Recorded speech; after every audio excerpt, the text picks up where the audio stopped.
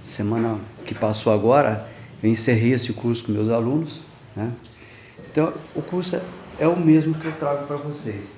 Aí vocês podem dizer, poxa, mas esse é um curso da universidade, nós temos aqui várias pessoas que não tem nada a ver com geologia. Esse é o desafio que eu tenho agora aqui, né? É tentar falar de algo que deve ser complicado, mas não é. Não é porque, na realidade, nós vamos estar falando de algo que nos diz respeito. E eu vou tentar traduzir tudo aquilo que é complicado na linguagem técnica para uma linguagem que a gente possa conversar. Tá? Como eu estruturei esse curso? Esse diálogo, eu prefiro assim, né? Me foi pedido que falasse um pouco sobre os processos geológicos, como que se formam as rochas, o minério. Farei isso. Será a primeira abordagem. E a parte que eu acho mais difícil, né?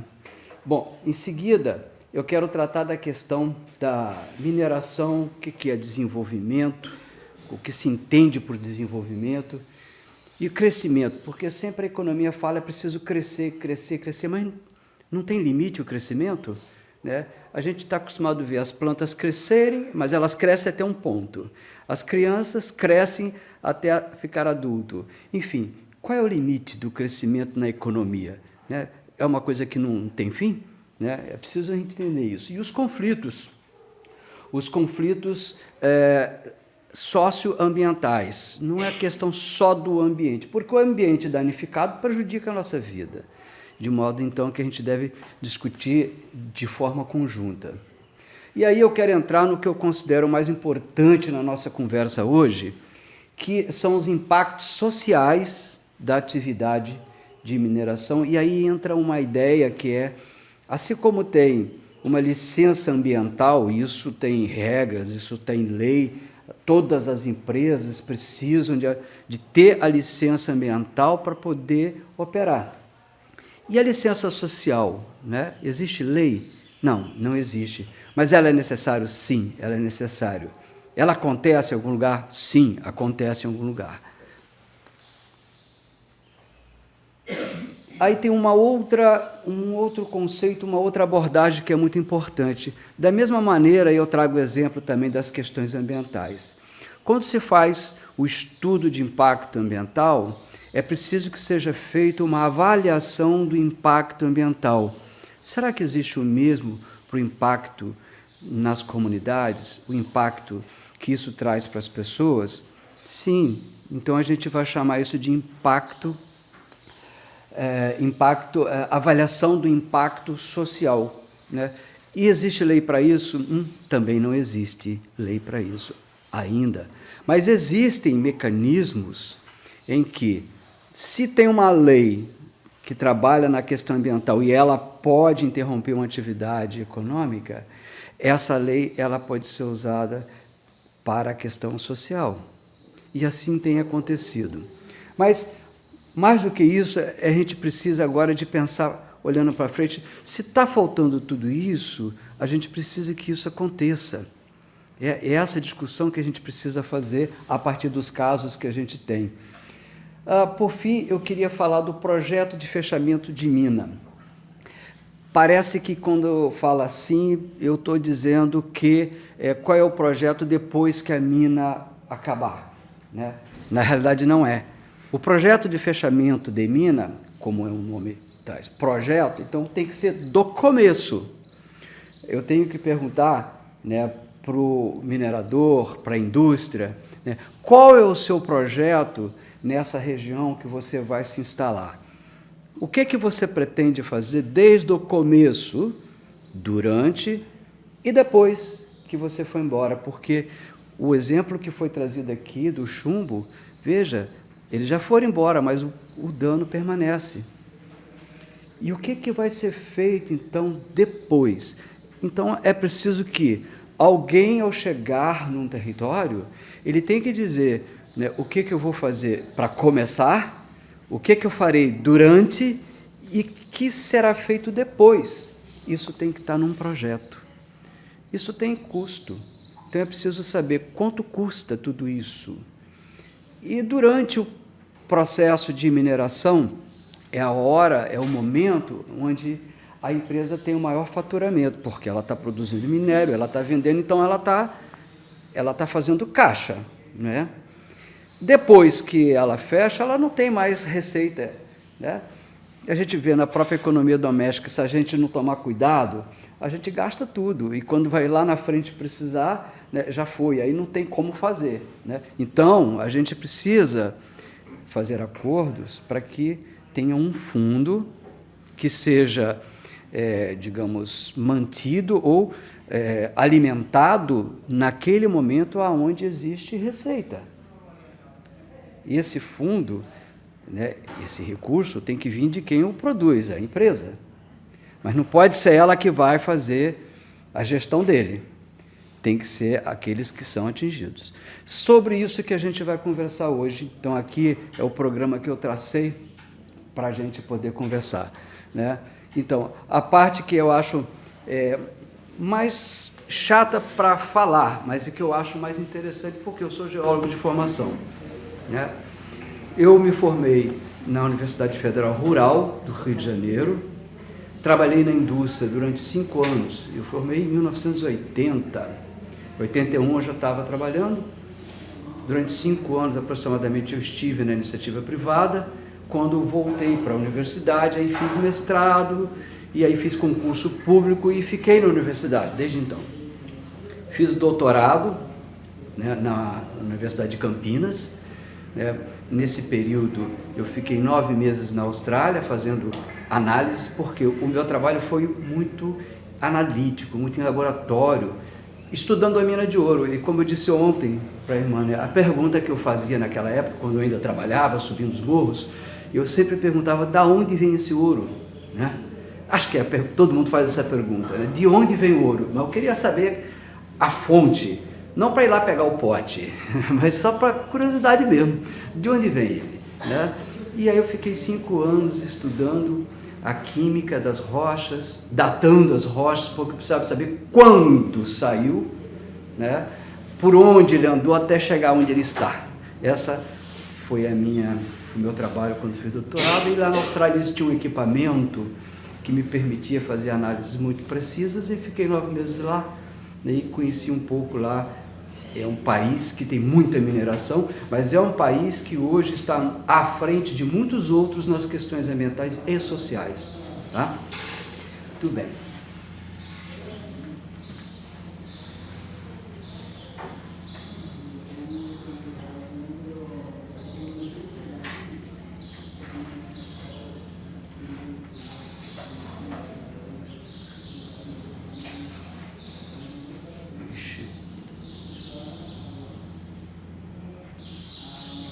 Querendo ir, cara, que se ele veio até agora, ué. Na hora que precisa. Não, é porque eu acho que ele está na rede. Deixa eu tirar ele da rede. Ah, ele foi. Ele estava escondido. Ele foi. Deixa eu voltar tudo lá para o comecinho. Pronto. Vocês viram toda a aula de trás para frente, né? Mas vamos lá. Então, eu quero falar um pouco dos recursos minerais, e aí, primeiro eu queria dizer como é que é o setor mineral no Brasil, né? Quem é que controla, quem é que regulamenta, né? Quem são essas pessoas? É importante que a gente saiba isso. Os recursos minerais, como eles estão distribuídos no território, e como, nesse contexto do potencial mineral brasileiro, onde está a região do Vale do Ribeira. Rapidamente a gente fala sobre a classificação dos depósitos e os sistemas minerais, que é um jeito que se tem na geologia de classificar esses depósitos.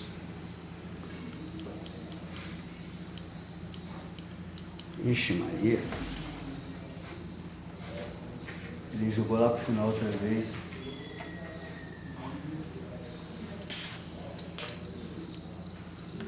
Muito bem. Como que isso é estruturado hoje no governo? Nós temos o ministro, né? Deixa Deixa eu ver se a ponteira aqui nesse quadro ela não funciona, mas tudo bem. O ministro, a Secretaria Executiva, ele tem lá o staff dele, chefe de gabinete, consultoria e tal. Esse é o Ministério de Minas e Energia. E tem 4 secretarias nesse ministério. A parte de energia elétrica é a mais importante lá, né?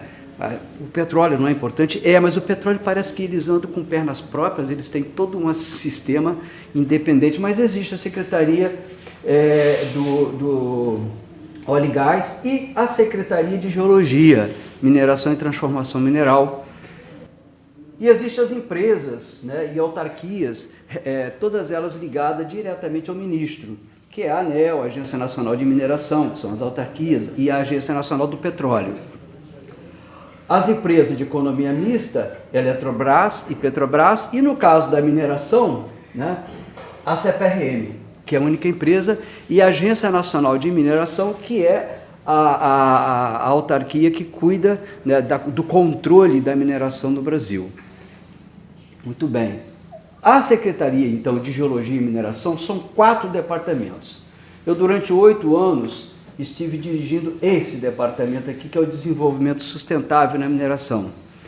Os outros 3, o Departamento de Gestão de Políticas de Geologia, o Departamento de Geologia e Produção Mineral, esse está diretamente ligado à Agência Nacional de Mineração, e o Departamento de Transformação, Tecnologia e Transformação Mineral, que, ou seja, é o processamento. Se a gente pensasse aqui, né, aqui a mina vai estar ligada a esse aqui, a usina ou a fábrica estaria ligada a esse aqui, mas eles têm as questões sociais e ambientais, então esse aqui vai entrar.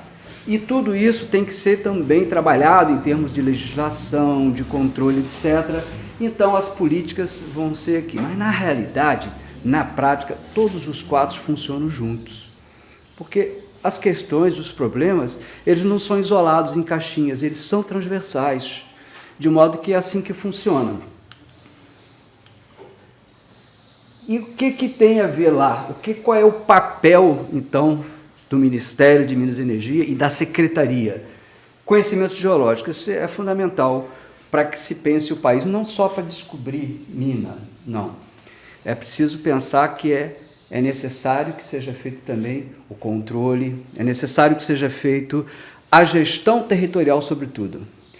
O conhecimento do território não serve só para a indústria mineral, serve para que a gente planeje o território, como ocupar o território.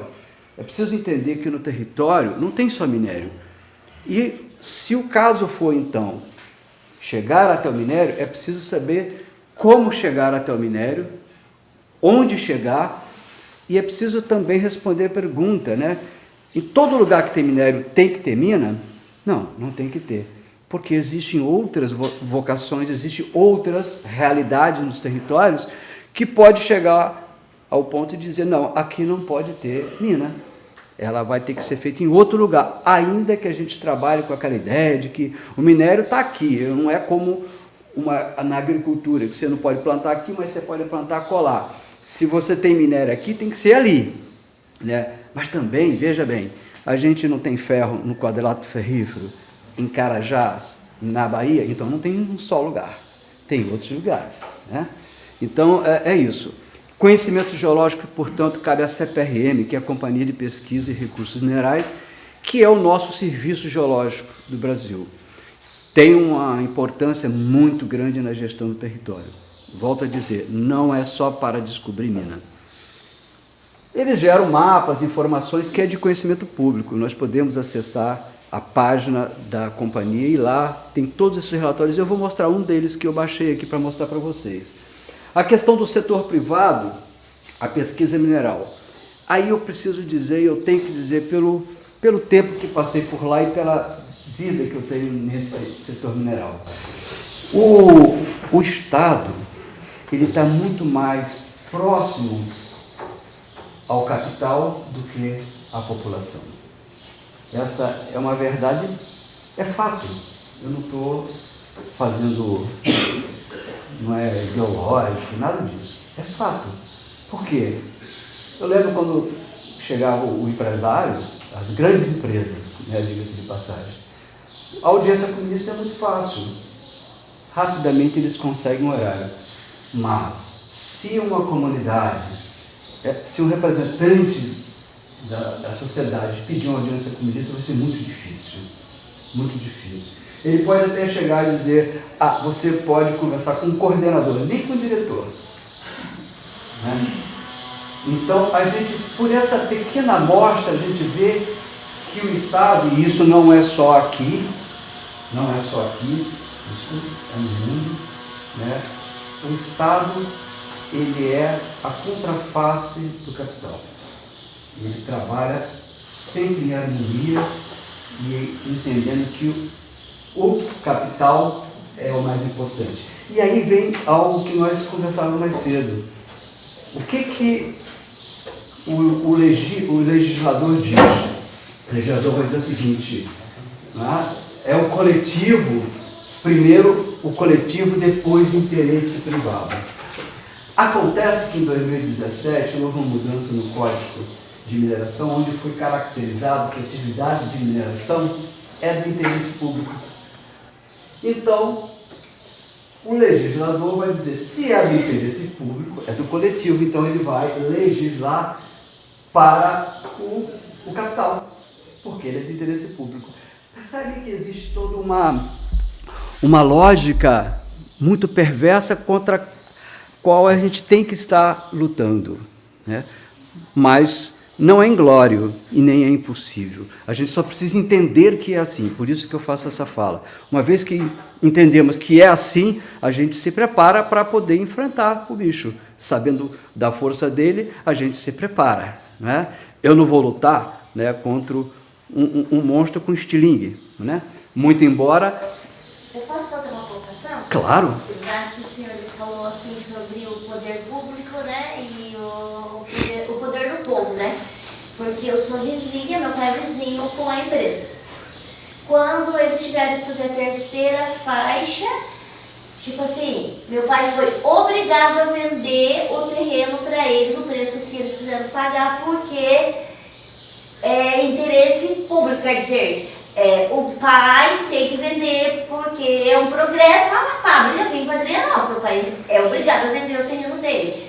Os vizinhos que eram os vizinhos lá, tiveram que vender o terreno no valor que eles quiseram pagar. Teve um Bastião, você conhece o Bastião do Pico, ele resistiu, porque ele também fazia divisa com a fábrica, ele resistiu.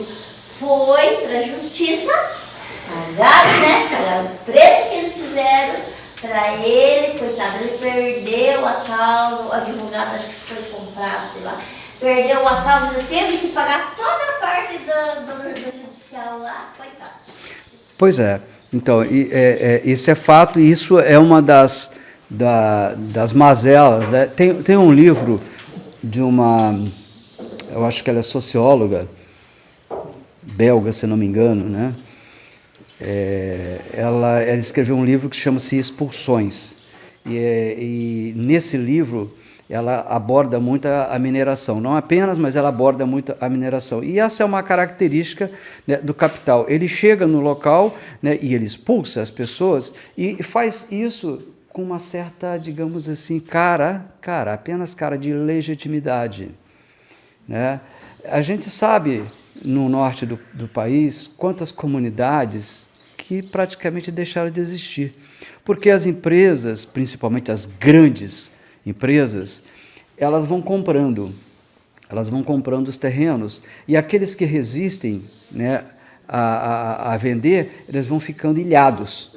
Então, tudo ao redor vai sendo comprado, e aí você fica uma propriedadezinha ilhada, né, não consegue fazer negócios, não consegue ter a sua vida, e por fim ele é obrigado a vender também. Mais barato ainda, porque... Sim, o preço, eles acabam dando o preço que querem. Mas a questão nem é o preço, né, porque um agricultor que vive numa região como essa, que tem a sua subsistência, ele planta, ele tem as suas criações, ele não precisa de ir no supermercado para fazer todas as compras, apenas o essencial, o açúcar, o sal ou qualquer outra coisa suplementar, mas o básico ele produz. Na hora que ele, então, é obrigado a vender a propriedade dele, e ele tem que ir para a cidade, ele vai para a periferia. E lá na periferia ele não pode criar, ele não pode plantar, ele vai ter que ir no supermercado comprar tudo, e o dinheiro dele não dá. Isso, onde ele mora, ele tira a subsistência dele, né? É isso. E quando a empresa paga, ela paga tão pouco que a pessoa não consegue comprar outra coisa que seja do mesmo... Mas exatamente, mas é isso que eu quero dizer, porque o que ele recebe, ele vai comprar outra aonde? Naquele local? Não vai, porque ele já... Se ele comprar ali na frente, ele vai ser expulso logo depois. Então, ele vai ter que sair daquela região, percebem? Então, é crítico. Enfim, vamos seguir aqui um pouco. Né? A questão da mineração setor privado, aqui é uma leitura do negócio, quando diz é alto risco, de fato... Quando a empresa chega para procurar o minério, a gente já sabe, tem um número aí meio mágico, né? Para cada 1.000 tentativas, uma dá certo. Para cada 1.000 pesquisas que as empresas fazem procurando um depósito de minério, uma dá certo. Mas essa uma que dá certo paga as outras 999 e dá lucro. Né? Por isso dizem que é alto risco. Mas aqui, quando se fala em alto risco, fala em alto risco dos negócios. A mineração setor privado é médio risco, aí outorga do título minerário, a concessão minerária, que é feita pela Agência Nacional, mas ela é chancelada pelo ministro. E, por fim, a questão da transformação mineral, que é a usina, é o beneficiamento. No caso aqui, é a fábrica de cimento. Em outros casos, pode ser a siderurgia ou qualquer outra coisa. Nós temos 9.415 minas no Brasil hoje registradas na Agência Nacional de Mineração. E esse mapa aqui, vocês veem nas bolinhas vermelhas maiores, são as grandes produções. E hoje, no nosso referencial do que é grande e pequeno, é tonelada. Quanto, assim, 1 milhão de toneladas. Quanto maior o volume é considerado grande. Não é receita, não é número de empregados, como o Sebrae adota, né, para falar... para caracterizar o tamanho das empresas, né? Mas na mineração é volume de minério extraído, é isso que vai dizer se é grande ou é pequeno. Aí vocês olham aqui, que tem, né, essas bolas grandes e tal, e aí você vê que aqui no fundo tem um cinza, né? Tudo isso é mina. E aí a gente olha aqui, ora, mas está exatamente, né, no litoral, São Paulo, Rio de Janeiro, Sul, é onde tem a maior quantidade de mina, e é verdade, são pequenas, são as pequenininhas. Mas olha só, né, nós temos poucas bolotas vermelhas grandes e um mundo de bolotas pequenininhas, mas soma tudo para ver o que vai dar. Né? E aí, a gente está falando grande acima de 3 milhões de toneladas por ano. Até as pequenininhas, nós estamos falando até de 1 milhão de toneladas por ano, até. Então, uma balsa que tira areia no rio vai cair aqui nesses cinza do fundo. Uma pedreira de brita é aquilo ali. Essa pedreira aqui vai cair aí também.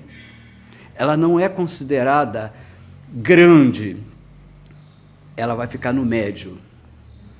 Tá? Eu não sei qual é a tonelada aqui, vou me informar depois, mas não sei. Tá? 1 milhão? 1.700.000 toneladas de cimento por ano.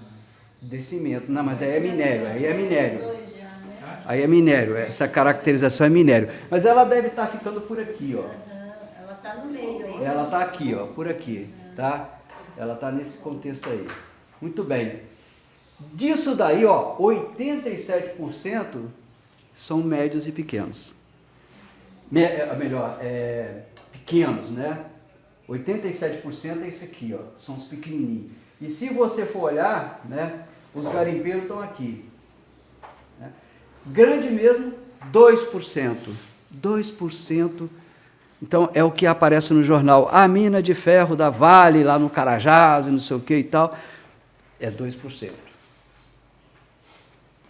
A Braskem, que está afundando um bairro inteiro de Alagoas, 2%. Então, aí tem uma questão muito importante. Eles são pequenos em quantidade, mas são enormes nos desastres. Exemplos, eu acabei de citar um. E que determinam a política nacional, bem lembrado. Porque são esses caras que têm acesso fácil ao ministro. São esses que conseguem falar rapidamente com o governador, com o prefeito, né, e com todo o capital, seja onde ele estiver, com a cara que tiver. 2%. Eles é que dizem como deve funcionar a mineração no Brasil e no mundo. Aí, se for falar do interesse coletivo, então, né, 87% são pequenininhos. 87%. Essa empresa aqui, certamente, ela vai estar aqui, ó. Ela vai estar nesse patamar aqui, tá? É disso que nós estamos falando. Isso aqui é o ouro. O ouro sempre está aí, os garimpeiros que, não é, que degradam, e degradam mesmo. Mas você não vai defender os garimpeiros? Eu não. Se eu chego lá no garimpo e encontro aquele estrago, eu não posso defender isso. Então, se você quer ter o direito, né, de fazer a lavra, aí eu concordo. Mas vamos combinar? Vamos fazer direito? Porque o garimpeiro, não pensem que é o equivalente ao pequeno agricultor. Não é. Não é. Costumam-se fazer essa analogia, mas não é verdade. O garimpeiro, ele é qualquer pessoa. O dentista vira garimpeiro, o psicólogo vira garimpeiro, o lavrador que perdeu, né, a sua produção, ou o lavrador que vive numa região que tem garimpo, ele vai perceber que lá no garimpo ele vai ganhar mais do que ele plantar. Então ele deixa de ser lavrador e passa a ser garimpeiro. Mas isso é ruim, isso não é bom. Então essa realidade do garimpo, ela precisa ser vista com muito cuidado. Não comprem essa ideia de que ele é o pequeno e equivalente ao pequeno agricultor, porque não é. Mas eu defendo o garimpeiro que trabalha em cooperativa, que respeita a legislação ambiental, que recupere a sua área depois que ele degradou. Esse sim, mas são poucos. É raríssimo. É uma pedra rara. É raríssimo. É uma pedra preciosa. É raríssimo. Por isso que eu digo, né, é uma defesa que tem que ser feita com muito cuidado. Tá? E aqui vocês estão vendo que, em vermelho, isso aqui é o Rio Madeira, ó, é balsa no Rio Madeira. Isso daqui é o Tapajós. É o Tapajós. E o que vocês estão vendo em vermelho são aquelas concessões que já foram autorizadas. E o garimpo, ele trabalha com algo que se chama permissão de lavra garimpeira, que é um modo mais simples de se obter uma concessão para mineração, porque não precisa de fazer os estudos que as empresas têm que fazer.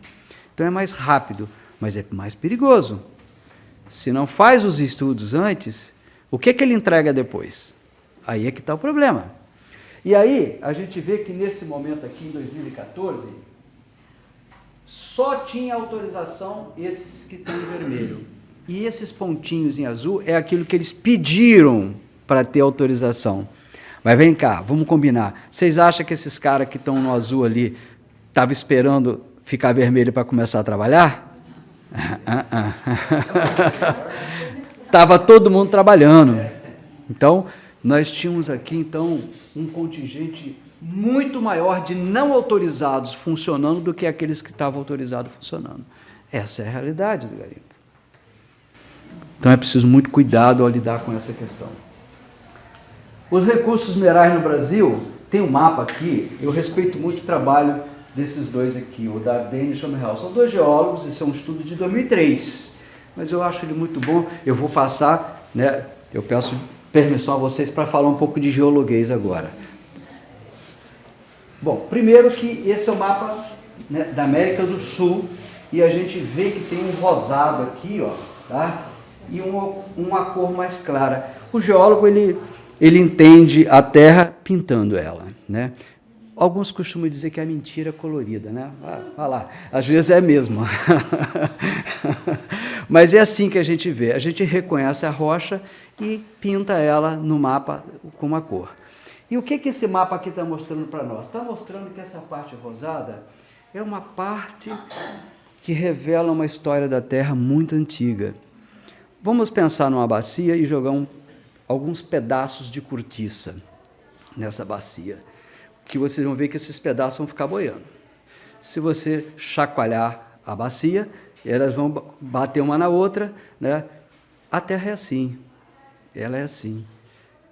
Ela tem uma parte superior que está fria, está dura, rígida, né? E logo abaixo dela, uns 10 quilômetros para baixo, ela tem um colchão, é tipo um colchão meio mole, quente. Então aquela parte de cima ela fica meio sambando em cima daquele colchão e batendo uma na outra. Na geologia a gente chama isso de tectônica de placa. É placa que está colidindo, placa que está se afastando. É assim que a gente vê a Terra. E o Brasil, ele tem algumas áreas rígidas que elas ficaram frias na evolução da história da Terra. A Terra tem 4,6 bilhões de anos. O primeiro bilhão de anos, né, quase não tinha continente. Quase não tinha. Eram poucas, era como se fossem ilhas e um imenso oceano. Um imenso oceano e algumas ilhas. E, como eu disse, como essas cortiças, elas mexiam e colidiam uma na outra, mas a Terra é viva. Eu disse que lá embaixo tem um colchão quente, mas embaixo do colchão quente tem um manto e tem um núcleo que é líquido.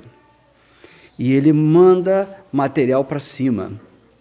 É esse material que vem subindo, que depois ele esfria, e aí forma então aquela crosta fina, como se fosse esse isopor ou cortiça, né?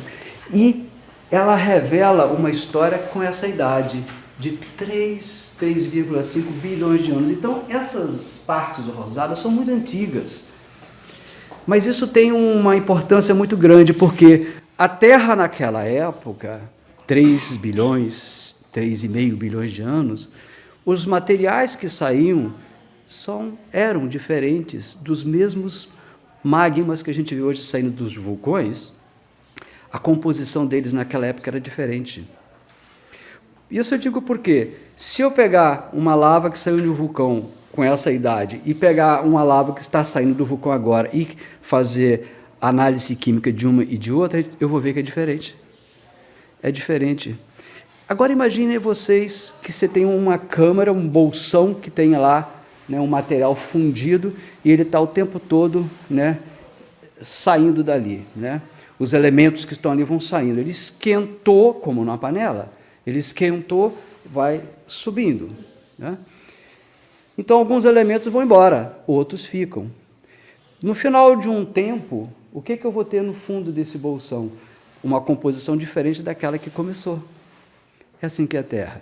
Então, as lavas que hoje estão saindo são diferentes daquelas que já saíram. Agora, aquelas que saíram no começo eram ricas em elementos e metais, e por isso que o Brasil, a Austrália, África, Canadá, algumas áreas dos Estados Unidos, são aqueles países que têm mineração. Por quê? Eles têm isso aqui que está escrito aqui, escudo. Ele tem esses pedaços, esses fragmentos que revelam uma história muito antiga da Terra. Isso é importante a gente entender, por quê? Veja que dentro dessa grande área aqui, ainda faz-se uma divisão. Esses que estão pretos, eles deixaram de ter qualquer atividade há 570 milhões de anos. A partir daí, é como se estivesse morto. É um pedaço da história da Terra que cristalizou e ali ficou cristalizado e nada mais acontece. Então, ali você tem guardado uma memória dos primórdios da evolução da Terra. E o que isso tem a ver com o minério? Tem a ver por conta desse líquido que eu falei, que foram os primeiros, e eles são muito ricos. Então, dentro dessas áreas pretas que a gente vai encontrar as nossas maiores jazidas de ferro, de ouro, de estanho, todos os metais que vocês imaginarem. Eles vão estar dentro desse contexto preto. Acontece que, como eu disse, você tem uma bacia e você tem os pedaços de cortiças que estão chocando. Agora imagine um outro material que não seja cortiça, mas que ao chocar, ele dá uma amassada. Imagine 2 fragmentos de algo que eles vão encostando no outro e começam a imprensar um no outro e ele vai ficando deformado ali. E aí, o que acontece ao redor dessas áreas pretas? Que você vai ter um grande cinturão que vai rodeando ele, amassado. Esse cinturão que está amassado como resultado desse encontro, desse choque, é onde nós estamos, aqui. Nós estamos nessa região aqui. Eu vou mostrar com mais detalhe aqui. Antes disso, nós geólogos costumamos olhar a Terra pensando no tempo. O geólogo ele tem que pensar em 4 dimensões, como ele respira o ar. Ele tem que olhar um mapa e ver que ele tem 3 dimensões, ou seja, eu tenho um relevo. Eu olho um mapa, como esse que eu mostrei, e eu imediatamente tenho que ver que ele tem uma altura e uma profundidade, além das 2 dimensões em área. Mas eu não posso deixar de considerar o tempo, como o tempo todo aqui eu estou falando. Eu não posso deixar de considerar, né, que se eu for fazer, simples assim, se eu for fazer uma comida, né, e se eu deixo o fogo alto, eu vou ter um resultado. Se eu deixo o fogo baixo, eu vou ter outro. E se eu deixo muito tempo, eu queimo a comida. É bem assim. Então, eu preciso ter a noção de quanto tempo um processo geológico ele existiu. E quando eu falo processo geológico, eu estou falando de algo que esquentou, né, que teve uma circulação como numa panela fervendo, né, e as placas, elas se movem por causa disso mesmo. Não sei se aqui tem giz.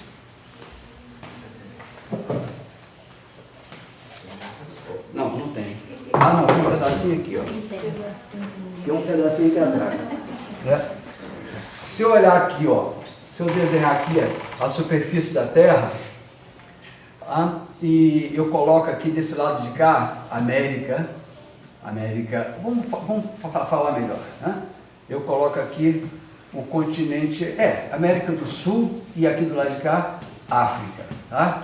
No meio de um do outro tem um oceano, certo? Vou deixar aberto aqui, o oceano, tá? Então tá aqui, Oceano Atlântico. No meio do Oceano Atlântico, o que acontece aqui? Eu tenho uma saída eu tenho vários vulcões aqui, vários vulcões. O que está acontecendo aqui é que isso está vindo para cá e isso está vindo para cá. Então está acontecendo um afastamento desses 2 grandes continentes. Mas como que a Terra então faz esse movimento de abrir e fechar? Qual é o motor que está operando? Existe aqui calor. Existe aqui calor. E essa convecção aqui faz com que esse material que está nesse bolsão aqui embaixo suba e vai sair aqui nos vulcões. Mas esse calor aqui, ó, é como numa panela de pressão ou na panela que você está cozinhando e você vê aquelas borbulhas. Experimenta fazer isso, bota na panela 2 pedaços de cortiça e deixa ela ferver. O que vai acontecer? Elas vão afastar uma da outra. Professor, uma pergunta. Isso é uma questão, igual tem as placas tectônicas, né? São as placas. Que é a exemplificação delas, né? Que elas estão em constante movimento o tempo todo, né? E estão sendo monitoradas todos os dias. Todos os dias. Todos os dias tem movimentos. E tem regiões que estão concentradas em cima dessas placas que tem um monitoramento diário. Diário? Né? Porque eles estão em constante movimento. Sim. Né? O quanto essas explorações, essas minas, por exemplo, são questões históricas que foram desativadas, como o senhor falou. Essa exploração, quanto impacta também, né, nas regiões, no caso, quando eles estão explorando ali aquelas terras, estão mexendo. Isso impacta muito grande, né, no caso, Sim. nas regiões, já que está em constante movimento. Quando a pessoa, a partir do momento que eles começam a explorar, qual é o impacto que vai causando já no começo, quando começa, por exemplo, aqui, nossa região aqui tem quando eles detonam, tem as ondas que causam. O impacto que está gerando no Isso solo. nesse processo? Nesse processo. Nada. Nada? Zero. Zero? Zero. Eu vou mostrar um diagrama ali, você vai entender isso. Porque nós estamos falando aqui em algo, né? Se eu colocar um limite aqui, eu digo que aqui você tem 35 quilômetros. Tá? Aqui embaixo eu falei que tem um colchão. Tem um colchão aqui, que é quente, né? É uma pasta. E aqui você vai ter uma outra região, que é o manto, que ele vai a 2.900 quilômetros até chegar no núcleo, que é ferro e níquel. Então, a gente está lidando com algo nessa escala. Então, qualquer coisa que aconteça aqui em cima é menos que um pontinho. Por isso que não acontece nada. Não acontece nada nesse equilíbrio, tá? Mas acontece nas pessoas que moram aqui. Nós, né? Então quero dizer que no tempo geológico, o que acontece? A gente começa a perceber que os minérios, eles são diferentes em cada tempo. Aqui começou a Terra, a história da Terra. Então, veja, eu tenho jazidas muito ricas em ferro, manganês, ouro, cromo, platina, paládio, níquel, cobalto, urânio, chumbo, zinco e prata. E aqui esse é um outro tempo muito importante na história evolutiva da Terra, que olha só quantos minérios você tem aqui. E na medida que você vai subindo no tempo, né, você vê que é diferente. Então hoje nós não estamos nos processos que estão acontecendo agora na Terra, nós não estamos, a Terra não está gerando a mesma riqueza que gerou no passado. E isso é que nos diferencia de alguns países que vamos considerar assim jovens. Tá? Mas eu não vou me estender muito aqui, mas só para lembrar que aonde nós estamos nisso aqui?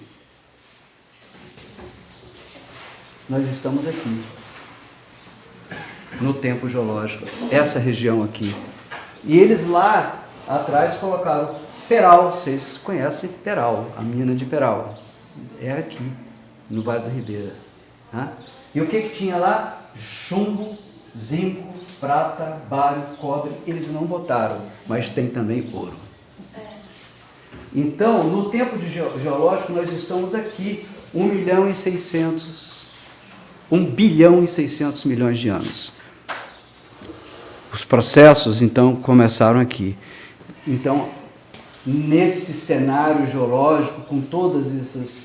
Aqui são eventos geológicos que estão descritos aqui, e o tempo geológico, como eu reportei para nós é importante, ele vem marcando aqui, ó, 2.850, ou seja, 2 bilhões 850 milhões de anos. Quais são os depósitos, as minas que se formaram? E a gente vai encontrar aqui a província de Carajás, o quadrilátero ferrífero, está aqui. Então, é aquela parte da história da Terra onde tudo começou. E isso nos diferencia. Por que nós temos tanto ferro aqui, tanto ferro na Austrália, mas não tem tanto ferro, vamos lá, na Argentina, na Colômbia? Por quê? Porque eles estão no tempo geológico aqui, em cima. A nossa idade, nosso território é muito antigo. E pelo fato de ser muito antigo, ele tem o registro de uma história da Terra que alguns locais isso foi preservado. Em outros locais, a erosão que a gente conhece já cuidou de varrer as montanhas e esse registro foi embora. Boa parte deles hoje estão dentro dos leitos dos rios ou no oceano. Então, essa história já foi apagada. Mas parte dessa história conseguiu ficar preservada e é onde nós estamos. Aqui, então, nós estamos naquela parte do choque das duas placas que dá esse contorno àquela grande massa rígida e fria. Mas eu não vou me ater muito não, eu queria que vocês só entendessem aqui que o tempo para nós é importante. Nós, quando vemos a Terra, nós tentamos exatamente situar no tempo como foi a sua formação. Eu passei 5 anos da minha vida calculando as idades. Eu trabalhei lá na região da Bahia, onde tinha uma mina de ouro, e eu datei aquelas rochas. Então eu consegui a idade de 2 bilhões e 150 milhões de anos, 2 bilhões e 80 milhões de anos, tentando entender então a história, a evolução. E para nós entendermos então como as minas se formam, como os depósitos minerais se formam, é fundamental que a gente entenda na história de evolução da Terra em que momento ele se encontra. Então é assim que a gente funciona. Aqui vocês vão ver o seguinte: no Brasil são 25 províncias minerais importantes, começando lá pelo norte, né? As 2 primeiras, a Serra Lombarda e Vila Nova, depois passando aqui para o Roraima, né? E aqui ao lado vocês vão vendo o que tem em cada uma delas: ouro, cromo. Aqui é a maior província hoje, não só no Brasil como no mundo, é a província de Carajás. E a província de Carajás é rica em ferro, manganês, ouro, cobre, níquel, mas muito mais coisa tem lá além disso. Aqui, Tapajós, que tem o ouro. Lá em Mato Grosso, Alta Floresta, Aripuanã.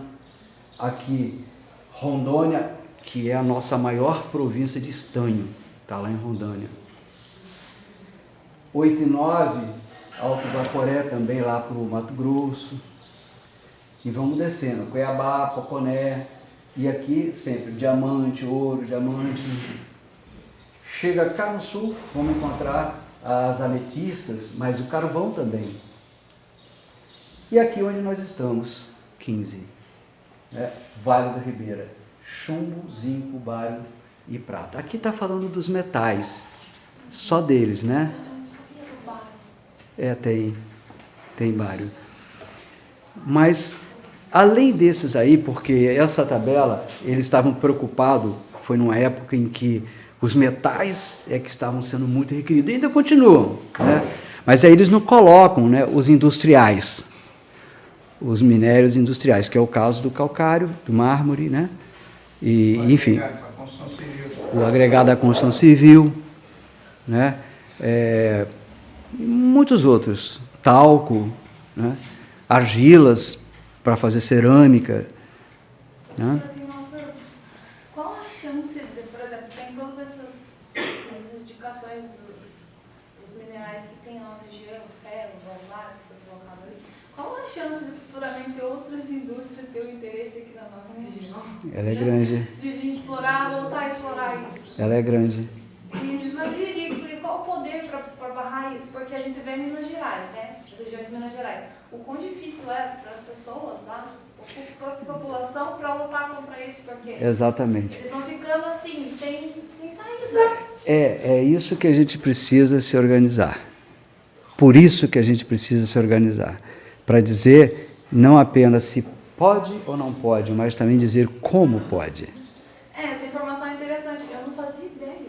Porque nós estávamos naquela faixinha lá. Nós estamos aqui. Dentro da região aqui, né? De história. Meu irmão, ele fala muito, meu irmão tinha. Meu irmão Matheus, ele cita muito essas questões da nossa região aqui, como que era na parte histórica. Ele gosta de estudar. Daí ele falando, nossa região e tal. E eu não imaginava o quanto essa informação é importante, igual que temos muitas pessoas aqui, porque a gente repassar essa informação, porque poucos têm conhecimento. Então você veja que essa é uma análise que foi feita lá atrás, eu perdi a data, 2003, eu acho, né? E aí a preocupação era quanto ao potencial do país para os metais, né? Então você vê que, como eu disse, os outras minas, os outros depósitos minerais não aparecem aí. Mas veja que, se você comparar a região do Vale do Ribeira com a província de Carajás, né? Serra de Carajás é uma coisa monstruosa. Mas mesmo tendo essa referência do grande, do imenso, que é o Carajás, é o quadral referível, o Vale do Ribeira aparece. Então não é pouco, não é menor. Porque se fosse menor não ia aparecer, posso te garantir. No Vale do Ribeira, então, não tem ouro. Tem. Tem. Por Professor, aqui a região, aqui de Adrianópolis, já pertence a maioria das terras para a família do Antônio Hermílio de Moraes. Sim. Por conta do alumínio, né? Do alumínio. Só que quando ele faleceu, o Antônio Hermílio é o segundo mais rico do Brasil, era, né? Sei lá, eu sei que ele é muito Era o rico. segundo mais rico do Brasil. Agora ele faleceu, ficou para a família. A família agora está vendendo. Quer dizer que ela vai vender para algum agora. Sim. A Né? Votorantim, ela que hoje não é, antes era só do Antônio Emílio, hoje é uma grande indústria multinacional. Ela tem a nível do mundo todo, então ela não tem interesse de vender, ela vai manter, porque aqui a fábrica, a linha de agregado para a construção civil na Votorantim ainda é muito forte. Ela é uma que domina a nível internacional o agregado para a construção civil. E aí, como você sabe, o agregado para a construção civil, por exemplo, aqui o Vale do Ribeira é importante porque ele está próximo no grande centro que é Curitiba. E São Paulo também, né? São Paulo nem tanto, São Paulo vai ficar longe. Mas você tem dois polos bem grandes aqui, que é Curitiba e Sorocaba. Isso. São áreas, regiões metropolitanas que tem construção civil. O agregado para a construção civil, se ele passar de 200 quilômetros, ele financeiramente é inviável. Então aqui é um grande polo de agregado, principalmente o cimento. O cal, nem tanto, que hoje já tem outras tecnologias, mas o cimento todas essas obras que estão fazendo na região aqui, no Paraná, e aqui para o lado de Sorocaba, aqui nessa região, sai daqui do Vale do Ribeira. É importante lembrar, eu vi um estudo recentemente de economia, né, onde eles colocaram, né, o consumo da matéria-prima no mundo. O que é mais consumido no mundo em termos de matéria-prima, né, que vem de minério? O cimento é o primeiro. É o maior consumo mundial, é o cimento, depois areia brita, não é o ouro. Não. Então, temos só um informe, por exemplo, que é muito... a gente nunca pensa nisso, mas uma casa pequena, né, calculada em torno ali de 60 metros quadrados, ela tem em torno de 65 mil toneladas de minério. E é quase todo agregado a construção, que é cimento, areia, pedra. É isso. Hoje é o minério mais consumido do mundo. E são esses aí. Tá? São esses aí.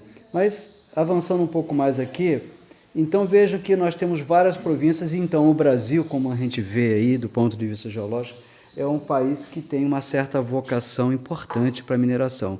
E por isso que a gente vê que o tamanho do bicho que a gente está lutando é brabo. Mas a gente precisa conhecer, né, o brabo para a gente ser mais brabo do que ele. Né? A gente tem que conhecer o inimigo para poder saber como enfrentar. Né? Então, eu vou passar bem rápido nessa questão de classificação. Nós, na geologia, sempre tentamos ter um modelo para explicar as coisas, né? E a partir daí, ou para descobrir, né, alguma outra jazida mineral, ou para saber como que a gente vai fazer o gerenciamento daquela.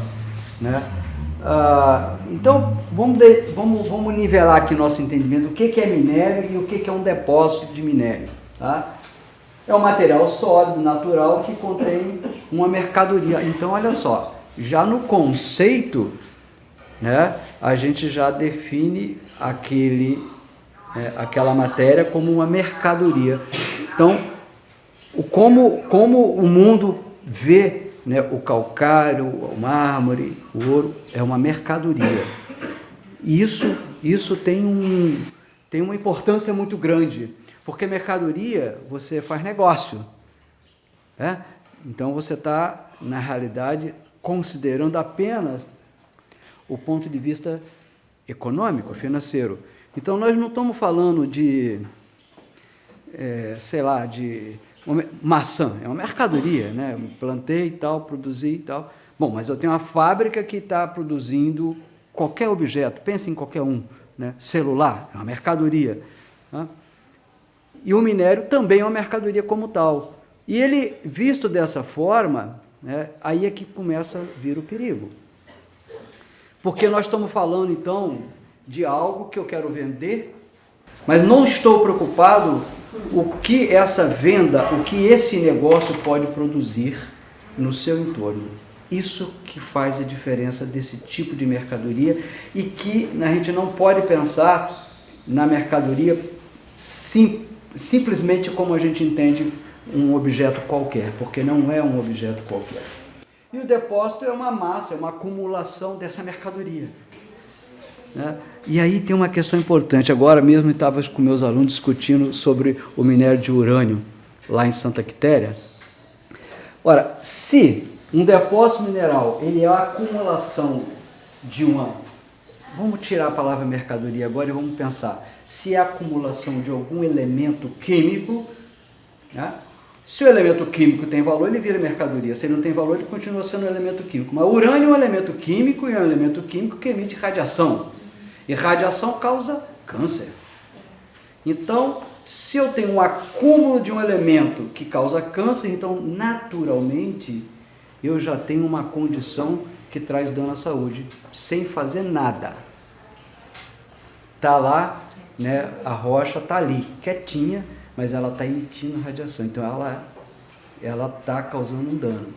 Se eu tiver uma concentração de iodo, um mineral que tem muito iodo, e ali eu tenho uma drenagemzinha que está uma nascente saindo, está levando esse iodo, eu estou bebendo aquela água, o que o iodo vai causar na saúde? Bócio.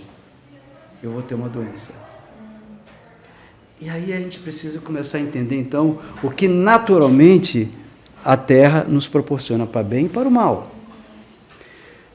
Então, no caso do urânio, se eu for lá naquele acúmulo que é o depósito mineral e triscar nele, abrir ali uma mina, ao fazer isso, eu estou aumentando a possibilidade de exposição? É uma pergunta que precisa ser respondida. Porque se eu vou abrir uma mina ali e eu vou começar a transitar esse material para lá e para cá, eu vou ter poeira. E aí eu vou ter uma pluma aérea que está levando essa poeira. Então eu estou aumentando, estou potencializando o dano à saúde com aquela atividade. E isso precisa ser medido. Isso precisa ser calculado. Isso precisa ser definido antes de abrir a mina. Por isso que eu digo, em algumas situações, a gente pode chegar à conclusão de que o dano é tão grande que não vale o preço da mercadoria. E aí, é nessa hora que não pode prevalecer a ideia pura e simples da economia, onde o que importa é o negócio. Não. Se o dano... a vida não tem valor. Você não pode precificar a vida. Se é ela que está em jogo, não pode ser uma mercadoria que deve prevalecer. Essa é a questão. Essa é uma questão de fundo ético que os negócios não consideram. É o caso do cimento aqui, né? É o caso do cimento e tantos outros. O chumbo, né, no Ribeira. Esse é um outro caso. Esse é cruel, porque ele até hoje deixou um passivo que ainda compromete as pessoas. Não só nas terras, como nas algumas populações, algumas pessoas foram contaminadas. Né?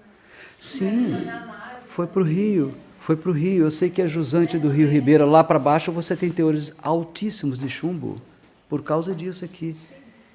Então, a análise da bacia inteira. E o tempo que o chumbo leva para ser eliminado do organismo, eu estava vendo um vídeo explicando quando a pessoa estava se contaminando com o chumbo, né? Como que é para o organismo, o que precisa fazer e o mal que causa, né? Então, outros problemas de saúde vão surgindo por conta dessa contaminação. Exatamente. Muitas pessoas aqui na nossa região que foram da PUM tiveram que fazer acompanhamento médico, muitos morreram, sim, tem, por conta disso. Tinha resíduos no sangue, passaram por análise. Né? Esse é um caso que eu acho assim, que vale a pena a gente considerar, né? De você ter um acúmulo natural, que é o depósito mineral, você tem lá o minério de chumbo que está lá, só ele ali tem potencial para trazer danos às pessoas que, por exemplo, cultivam e tal. Pode ser, não quero dizer que é. Tá? Eu, por exemplo, fiz um trabalho lá na região do Vale da Araçuaí, Itinga, onde está todo mundo correndo atrás do lítio. Há uns anos atrás, eu orientei uma tese de doutorado que esse aluno tinha uma curiosidade em saber se aquele lítio, que é um depósito, ela é uma mina subterrânea, né? Se aquele lítio ali estaria causando mal, adoecendo as pessoas na região que cultivavam, tinha lá a sua horta, as suas criações, e bebiam aquela água, se aquelas pessoas estavam impactadas pelo lítio. Então, nós fomos fazer essa pesquisa lá, partindo do princípio que nós temos concentrações naturais e elas podem ter um potencial, ou não, né, de trazer danos à saúde. Fomos investigar, fizemos análise química, pegamos as folhas de alface, couve, das criações, do sedimento que estava dentro do rio, do solo. Nos juntamos a dois ou três médicos e eles fizeram coleta de sangue, cabelo e analisamos tudo. E fomos no DataSUS para ver o histórico de doença que havia lá de registro. E nós não encontramos nada que tivesse a ver com lítio. Mas encontramos com alumínio. Eu ia citar o alumínio, que a quantidade de alumínio que nós ingerimos ao cozinhar numa panela de alumínio. Quanto o ser humano ingere de alumínio e o quanto o alumínio é prejudicial à saúde. Eu já tenho esse conhecimento. Quando eu vou fazer comida, eu estou fazendo uma panela de alumínio, eu já penso, nossa, o quanto de alumínio eu tenho. Eu uso aquela de pau, colher de pau. Eu comprei duas, não foi à toa, viu? A de inox é a mais aconselhável, a de inox é caro. Vale a pena você investir para você ter qualidade de vida. É verdade. Porque automaticamente, quando você consome um produto, algo que vem do alumínio, você está ingerindo esse alumínio. Assim, infelizmente, nas escolas gerais do Brasil, aqui, a panela utilizada ali é alumínio. É o mais barato, né? É o que é o mais barato, é o que tem tudo, o alumínio tem tudo. Tem tudo. Assim como também nós, como seres humanos, estamos sujeitos a contaminação em várias questões, tanto da radiação do celular, emite radiação. Dentro do celular tem minerais, tem ouro. Nesses aparelhos aí, ó. Tudo tem minério. Computador, tudo tem ouro dentro dele. Tem chumbo, tem ouro. Terras raras. Tem minerais. Tem pessoas que jogam no computador, acham que não tem valor ali dentro. Tem. Pessoas que compram esses computadores. Seguramente. Você simplesmente joga no computador. Não é lixo eletrônico, não é um lixo eletrônico assim sem valor. Trivial, né? Então as pessoas não têm esse conhecimento. Então eu acho importante essa Sim, fala. mas e a questão do alumínio, como você bem lembrou, né, dos objetos que a gente usa, né, com alumínio, que é a bauxita, que é o minério de alumínio, né, mas naquela região as rochas são muito aluminosas. Nós analisamos as rochas depois para conferir. Elas são muito aluminosas. Então você tem um alumínio natural naquela região. Mas tem uma mina de lítio e não tem lítio. E aí a gente ficou intrigado. Mas por quê? Porque os elementos químicos, eles estão dentro de um mineral. Um mineral é uma composição, é uma fórmula química, né? Por exemplo, nós aqui temos o mármore. E eu vou dizer por que eu chamo de mármore e não calcário depois. Mas vamos lá. Então, nem mármore nem calcário. Eu tenho carbonato de cálcio e magnésio. Isso é outra coisa que o geólogo tem que fazer uma leitura. Quando ele olha a rocha, ele vê o elemento químico. O que é isso? Isso é carbonato de cálcio e magnésio. Mas eles estão ali, naquele mineral, dentro de uma estrutura rígida. Eles estão ligados um com o outro. Ele não está disponível. Mas, em algumas situações, ele pode ficar disponível. Alguns requerem situações mais especiais, outras não. Basta a água passar que leva e tira. Minério de ferro, por exemplo, toda a sílica vai embora com água. E o minério de ferro de alto teor é aquele que foi bastante lavado pela chuva e tal, e ficou só o óxido de ferro. A sílica foi embora. No caso de alguns desse minério de lítio, por exemplo, o lítio não está disponível. Ele está na estrutura de um feldespato, que é um mineral. E ele só vai ficar disponível, ele só vai aparecer no solo em determinadas condições de alteração daquele mineral pelas intempéries. Intemperismo, né? Água, sol, calor do sol. Né? Aos poucos, vocês já devem ter visto alguns solos aí que a rocha vai apodrecendo, vai ficando molinha, né? Essa hora os minerais estão se destruindo, ele está alterando, né? Nessa hora o lítio pode escapar, pode.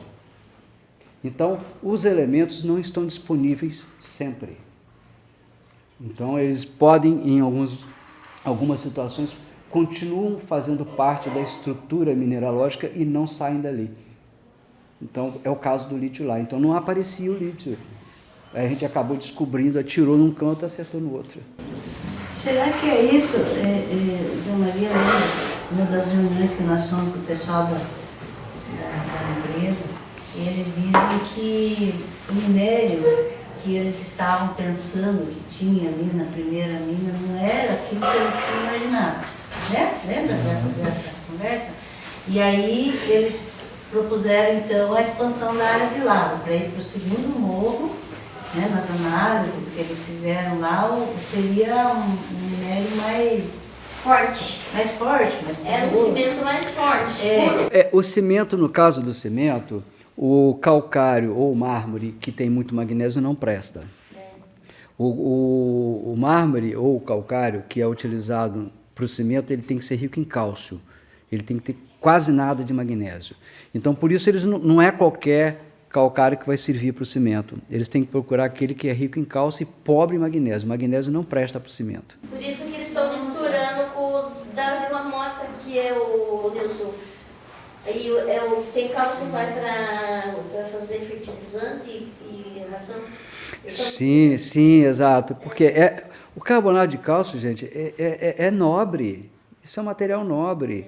É usado na indústria farmacêutica, alimentícia, né, na siderurgia, no cimento. Ele tem muitas aplicações. Reposição do solo, na calagem, né? Quando o pH é muito alto, usa o calcário para ele baixar, mas tem que ser também, nesse caso é o magnesiano. Né? É o magnesiano. Exato. Então, é preciso ficar atento, porque as aplicações desse minério são múltiplas. Sempre ele vai ser uma mercadoria cobiçada. Por isso que é preciso ter, né, uma organização muito boa, muito forte das comunidades para definir, exigir como isso vai ser, né, trabalhado, operado, seja na mineração ou na indústria. No Espírito Santo, por exemplo, todas as moageiras, né, vendem para São Paulo.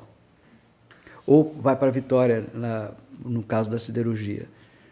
Né? Então, sempre ele vai ser um objeto de cobiça.